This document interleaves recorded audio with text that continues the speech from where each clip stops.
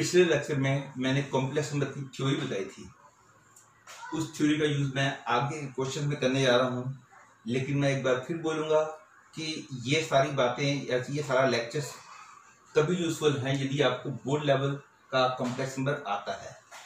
अब next theorem जिसको मैं बहुत यूज करूँगा वो है cos theta plus I sin theta whole to the power n equal to cos n theta plus I sin n theta, where n is any real number और theta is also any real number, और इसको बोलते हैं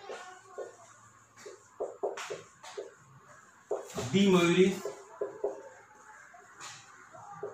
इस फॉर्मूले को बोलते हैं डी मोइरिस थ्योरम। अब इसका यूज बहुत सारे क्वेश्चन भी होता है, जैसा कि मैंने पिछली बार 1 to the power 1/3 को कैलकुलेट करना बताया था।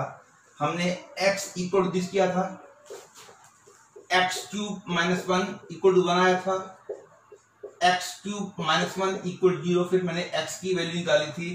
वो वाला तरीका 1 to the power 1/3 के लिए एप्लीकेबल है, या 1 to the power 1/4 को कैलकुलेट करना है तो x power 4 equal to 1। This implies that x power 4 minus 1 equal 0.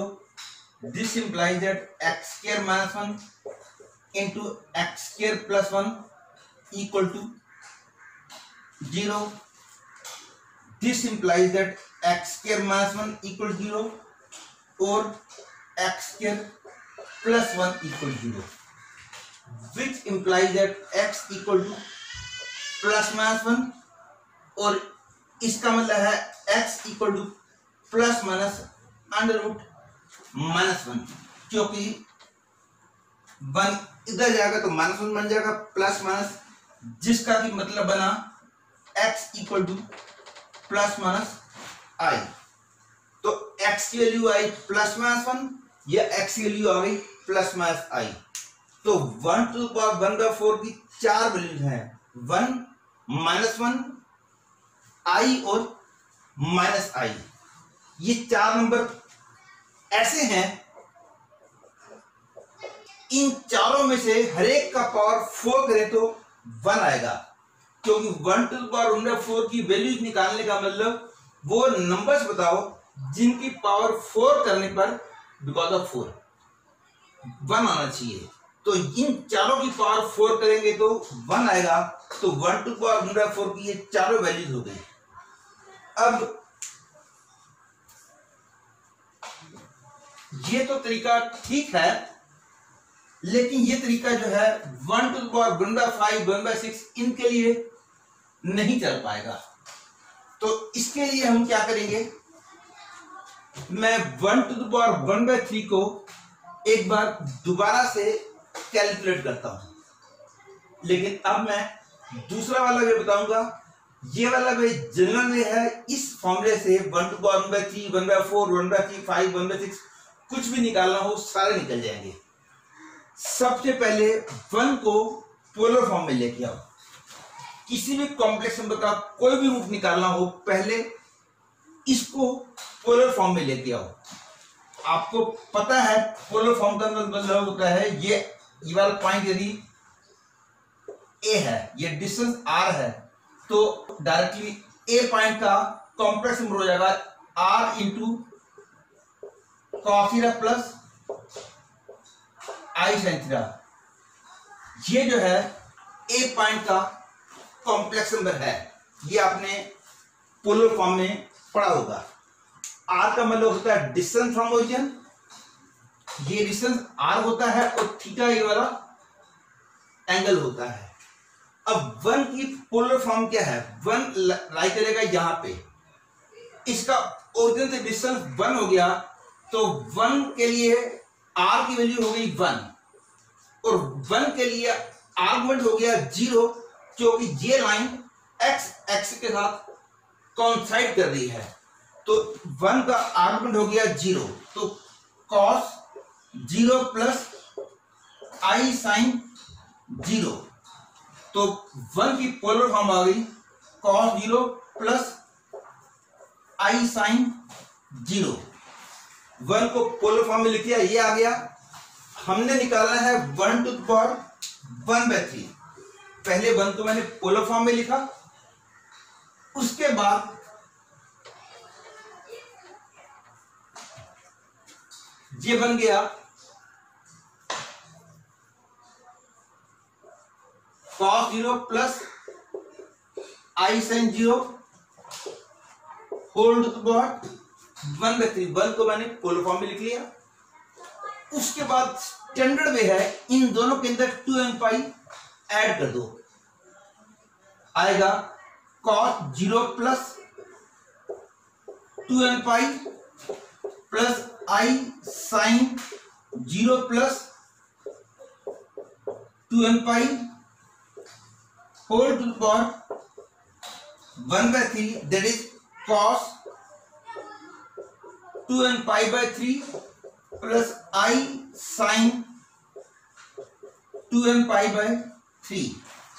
अब इसके अंदर n की वैल्यू 0, 1 और 2 रखोगे तो पिछले लेक्चर में 1 टू पावर में थी जो 3 वैल्यू निकली थी, वही वैल्यू अब दोबारा से निकलेंगी।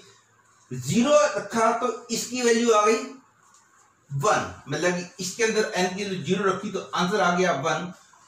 तो 1 टू पावर 1/3 की एक वैल्यू हो गई 1, क्योंकि 0 पुट करोगे cos 0 प्लस आई साइन 0, आंसर आ जाएगा 1। मतलब कि n इक्वल 0 के लिए इसकी वैल्यू हो जाएगी 1। तो 1 टू द पावर 1/3 की एक वैल्यू हो गई 1। अब दूसरी वैल्यू कैसे मिलेगी? n की वैल्यू 1 रखो, cos 2π/3 प्लस आई साइन 2π/3। ये पूरा बोर्ड थोड़ा छोटा है इसलिए मेरे को रख करके लिखना पड़ रहा है। 1 टू द पावर 1/3 की एक वैल्यू मेरे को मिली है 1। दूसरी वैल्यू n को 1 रखने पर मिलेगा cos 2π/3 प्लस आई साइन 2π/3। cos 2π/3 की वैल्यू है -1/2 प्लस आई इंटू साइन 2π/3 की वैल्यू होती है √3/2। ये एक आंसर आ गया। n को 2 रखोगे आएगा cos 4π/3 प्लस आई साइन 4π/3। तो -1/2 माइनस आई इंटू n को 2 रखने पर ये आंसर आ गया। तो 1 टू द पावर 1/3 की 3 वैल्यू है, 1 ये और ये, और मैंने बताया था इसको हम ओमेगा से डिनोट करते हैं और इसको हम ओमेगा स्क्वायर से डिनोट करते हैं। अब मैं 1 टू द पावर 1/4 की वैल्यूज निकालने जा रहा हूं। 1 टू द पावर 1/4 को करने के लिए अभी मैंने बताया था कि स्टार्ट कैसे करते हैं। Let x equal to 1 to the power 1/4, फिर x पावर 4 इक्वल टू 1। फिर ऐसे मैंने अभी बताया था x की वैल्यू निकली थी 1 -1 i और -i। लेकिन अब मैं इसी क्वेश्चन को डी मोइरी थ्योरम से करूंगा, जो कि जनरल वे है निकालने का। यदि मेरे को इसकी वैल्यू चाहिए तो अगेन वही बात, इसको हम पोलर फॉर्म में लिखेंगे। 1 टू द पावर 1/4, 1 को पोलर फॉर्म में लिखा, cos 0 plus I sine 0 whole to the power 1/4। जैसा कि मैंने पिछले क्वेश्चन में बताया था, इन दोनों में 2n पाई ऐड कर दो, 2n pi plus I sine 2n pi whole to the power 1/4। क्या बन गया? cos n π/2 प्लस आई साइन n π/2। अब n को 0 रखा तो आंसर आ गया 1। n को 0 रखा तो आंसर आ गया 1, क्योंकि cos 0 प्लस आई साइन 0। n को 1 रखा तो cos pi by 2 plus I sine pi by 2, cos plus I sine, इसमें n की वैल्यू हम 0, 1, 2 और 3 रखेंगे। 1 टू द पावर 5 होगा तो 0, 1, 2, 3, 4 रखते, 1/10 होगा तो 0 से लेकर 9 तक रखेंगे। 1 रखा तो आंसर आ गया ये, और इसकी वैल्यू है आई, क्योंकि cos pi by 2 0, sign pi by 2 1, तो एक आंसर ये आ गया, एक आंसर ये आ गया। अब n को 2 रखो, क्या आएगा? कॉस पाई प्लस आई sine pi, cos pi plus आई साइन पाई, इसकी वैल्यू है -1, तो तीसरा आंसर मिल गया -1। अब n को 3 रखते हैं, n को हम 3 रखते हैं, मिलेगा cos 3 pi by 2 plus I sine 3 pi by 2, cos 3 pi by 2 is 0, sine 3 pi by 2 is -1, तो इसका आंसर आ गया -i। तो एक ये वाला आंसर है, एक i आ गया, एक -1 हो गया और एक -i आ गया। ये चारों हमको आंसर मिले हैं n की वैल्यू 0, 1, 2, 3 रखने के बाद इसमें। तो 1 टू द पावर 1/4 को वैल्यूज, ये चारों वैल्यूज 1 टू द पावर 1/4 की हैं। फॉर क्लैरिटी पर्पस मैं एक बार आपको 1 टू द पावर 1/6 भी निकाल देता हूं। 1 टू द पावर 1/6 को कैलकुलेट करना है, पहले 1 को पोलर फॉर्म में लिखा, क्योंकि 1 lies here on x axis, तो इसका 1 का आर्गुमेंट जो भी नंबर x एक्सिस में इस तरफ लाई करेगा उसका आर्गुमेंट 0 होगा, और ये जो लेंथ होगी that will be called modulus of ये। तो 1 का मॉडुलस हो गया 1 cos 0 प्लस ये होगी 1 की polar form whole to the power 1/6। This is equal to 1 को मैंने पोलर फॉर्म लिख लिया, मैं पहले भी बताया था, इसके अंदर अब 2n पाई ऐड कर देंगे तो क्या आएगा?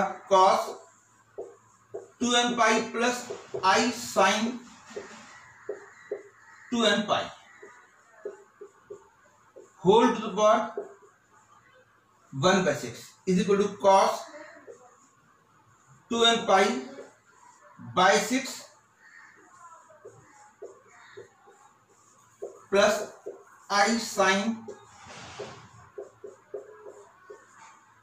तो n की वैल्यू अब हम रखेंगे 0, 1, 2, 3, 4 और 5।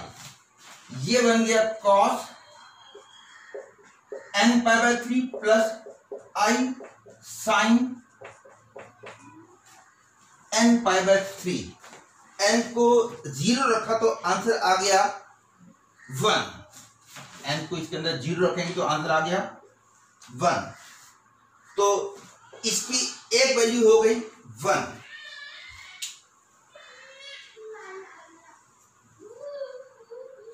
इसमें 0 पुट किया तो एक आंसर आ गया 1।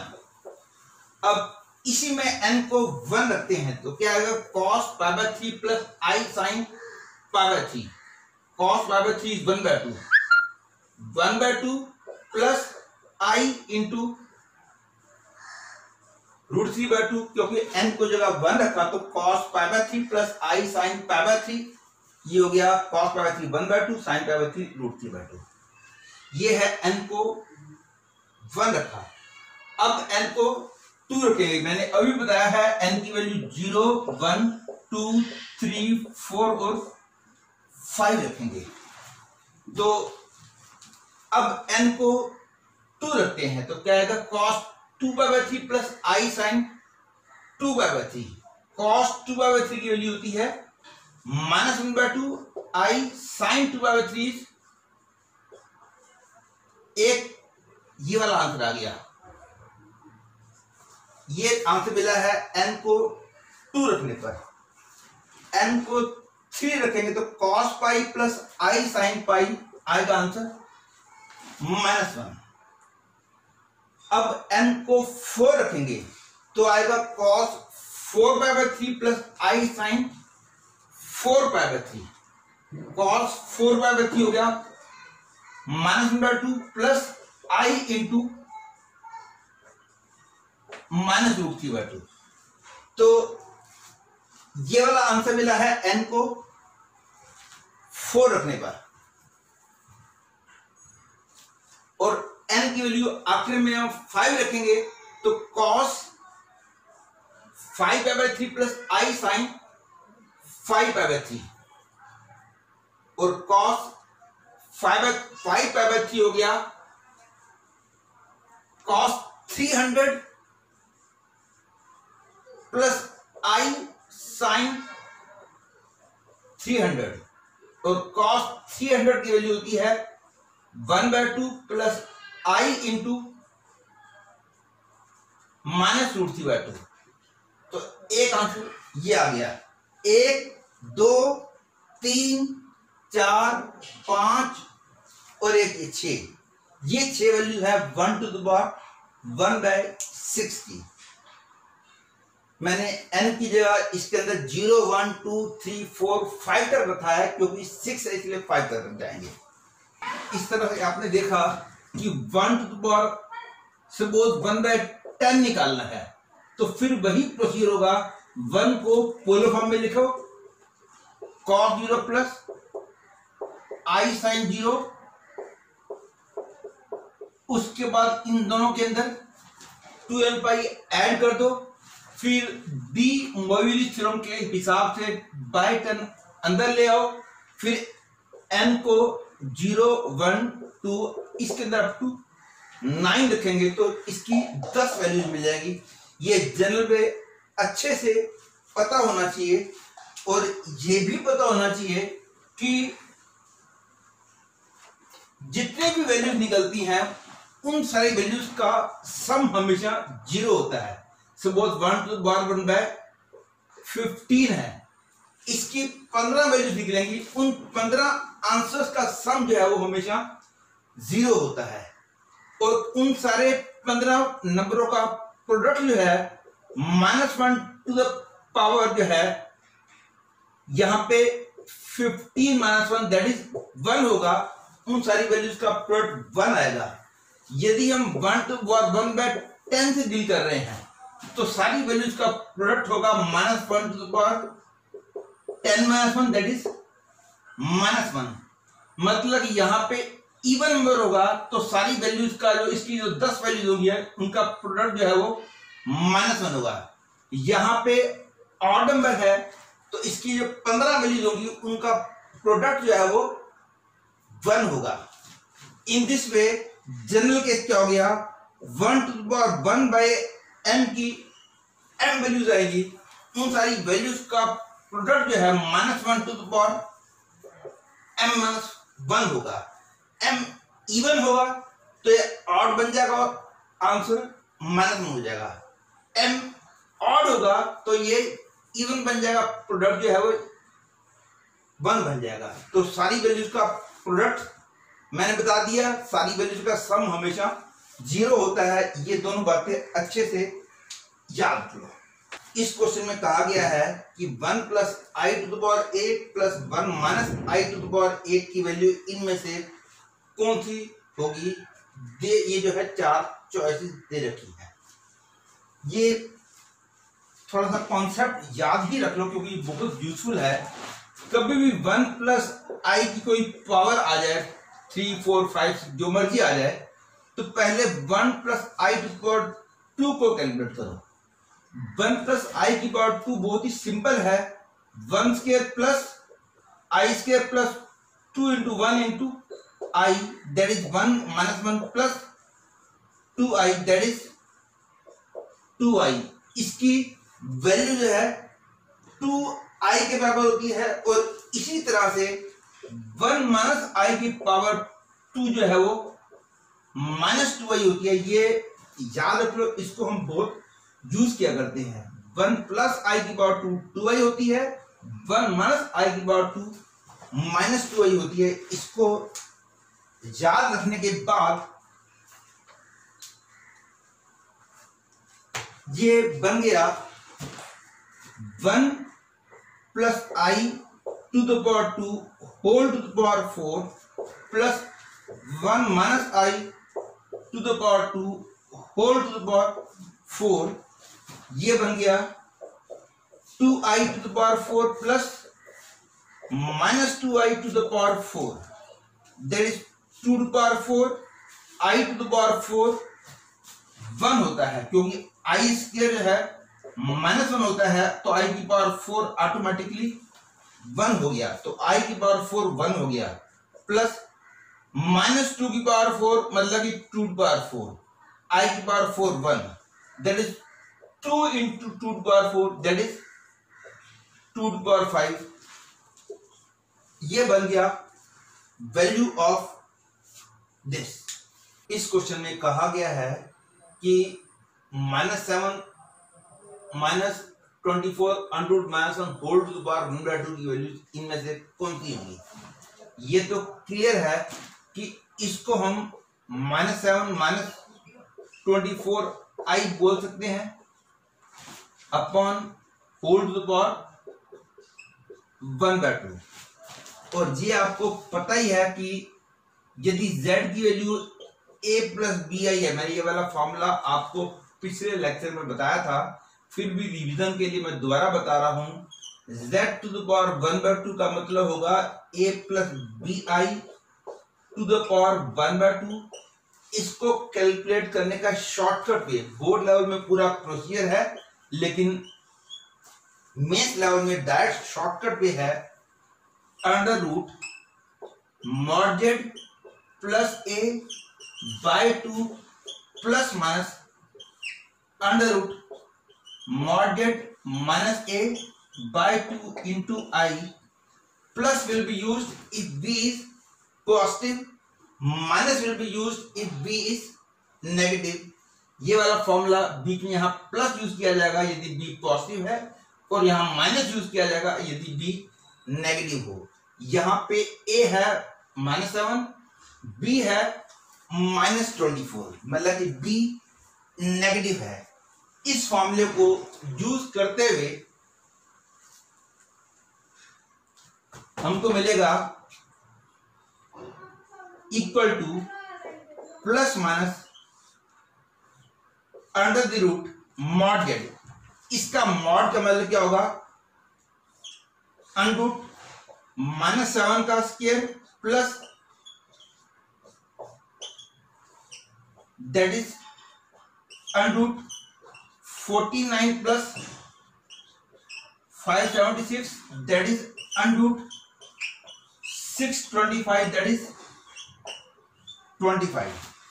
तो अंदर वाले पोर्शन का मॉडुलस हो गया 25, तो यहां लिखेंगे 25 plus a is -7 by 2 plus यहां पे माइनस आएगा बीच में क्योंकि b नेगेटिव है, under root mod z minus a, यहां पे -7 प्लस 7 बाय 2 इंटू आई। ये वैल्यू आ गई -7 -24 आई टू द पावर 1/2 की। और ये आगे बन गया प्लस माइनस, ये हो गया 3, 25 7, ये 3 हो गया, माइनस ये हो गया 4i, तो plus minus 3 - 4i। First answer, first choice becomes the correct answer of this question. इस क्वेश्चन में कहा गया है कि a plus B to the power 3, a omega plus B omega square to the power 3 and this, इन सब का जो सम होगा इनमें से कौन सी चॉइस के बराबर होगा, मतलब ये इनमें से किसके बराबर है, ये हमने कैलकुलेट करना है। तो नॉर्मल वे से इसको ओपन करें, इसको ओपन करें, इसको ओपन करें, फिर पूरा सिंप्लीफाई करें, वो बहुत ज्यादा लेंथी होगा। ध्यान देने वाली बात यह है कि पहले मैं बता दूं कि ओमेगा यहां पे क्यूब रूट ऑफ यूनिटी को रिप्रेजेंट कर रहा है। अब ध्यान देने वाली बात यह है कि हम जानते हैं कि x cube plus y cube plus z cube जो है वो 3xyz के बराबर होता है यदि x plus y plus z जो है वो 0 हो। ये वाला फॉर्मूला आपने 10th लेवल में पढ़ा होगा कि x plus y plus z यदि 0 हो तो x cube plus y cube plus z cube 3xyz के बराबर होता है। इस फॉर्मूले को दिमाग में रखते हुए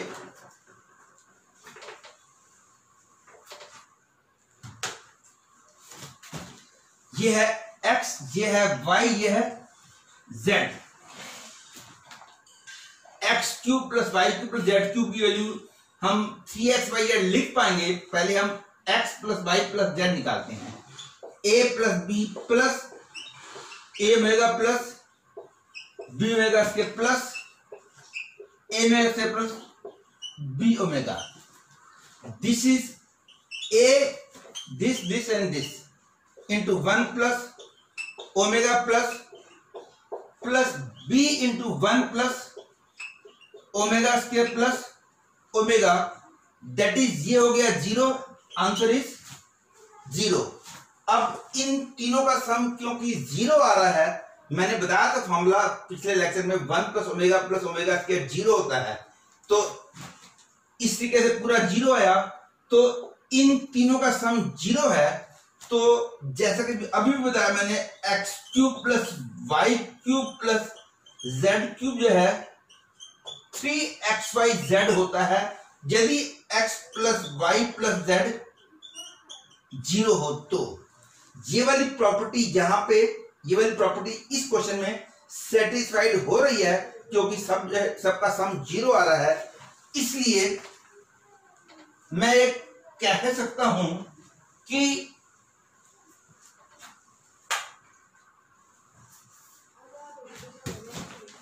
this is equal to 3x, x का मतलब a plus b, x y a omega plus b omega square, z a omega square plus b omega, 3a plus b into a plus b omega. इसमें से मैंने omega common ले लिया है।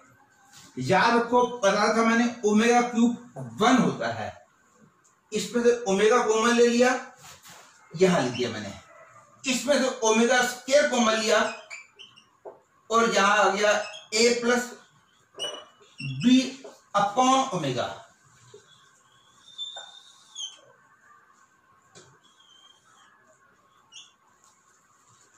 और omega cube क्योंकि 1 होता है इसलिए 1 अपॉन ओमेगा हो गया ओमेगा स्क्वायर। ये बन गया equal to 3a plus B omega, omega cube 1 a plus B omega square, 1 upon omega square. और ये पता होना चाहिए कि a plus b into a plus B omega into a plus b, ये जो है इसकी value 3a cube plus b cube होती है। a plus b into a plus B omega into a plus B omega square की value a cube plus b cube होती है। ये आपको डायरेक्ट पता होना चाहिए। आप मल्टीप्लाई पूरे को करके देख लो, a cube plus b cube आएगा, लेकिन ये डायरेक्टली पता होना चाहिए। इसलिए the correct choice becomes the third choice.